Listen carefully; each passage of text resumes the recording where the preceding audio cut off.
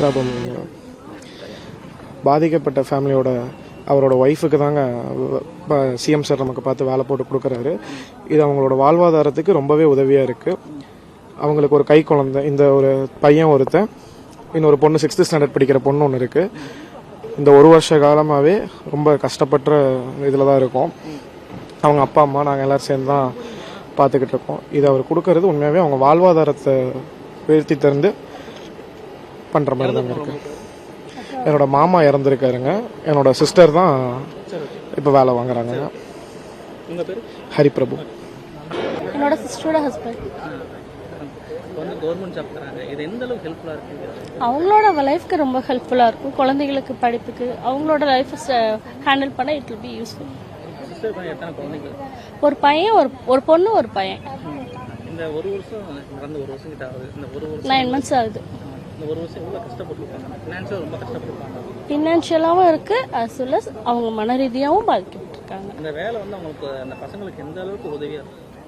அவங்க லைஃபே இதான டேர்னிங் பாயிண்ட் இதான. இந்த வேலை இருக்கனால அவங்க எல்லாமே சர்வை பண்ணிடுவாங்கல்ல. சில பேர் வந்து வேலை கொடுக்கக்கூடாதுன்னு சொன்னாங்க அரசியல் கட்சி.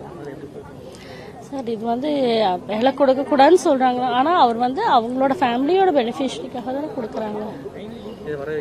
எஸ், கண்டிப்பாக வரவேற்கணும். தமிழ் பிரியா. என்னோட சிஸ்டரோட ஹஸ்பண்ட். அவர் வந்து மணிகண்டன். பையன் 1.5 வயசு பையன் இறந்துட்டேன் சார், துர்விஷ்ணுன்னு சொல்லிட்டு. அந்த பையன் இறந்ததுனால போன தடவை சென்னைக்கு போயிருந்தோம் சார், விஜய் சார் பார்க்குறக்கு. திருப்பி இப்போ முதலமைச்சராகி திரும்பி வந்திருக்காரு. திரும்பி வந்து பார்க்க வர சொல்லியிருக்காரு.